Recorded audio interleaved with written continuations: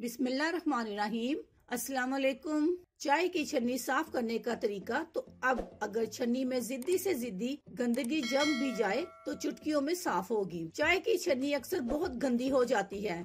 इसकी जाली के इर्द गिर्द गंदगी जम जाती है जो धुलने से भी साफ नहीं होती। इसके लिए आज हम आपके लिए लाए हैं बहुत ही बेहतरीन टिप। एक प्याले में आधा कप सिरका डालें, फिर इसमें हस्बे जरूरत बेकिंग सोडा शामिल करें, फिर चाय की छन्नी को 15 मिनट के लिए इसमें भिगो दें। इसके बाद चाय की छन्नी को टूथब्रश की मदद से रगड़कर साफ कर लें। चाय की छन्नी बिल्कुल नई जैसी हो जाएगी।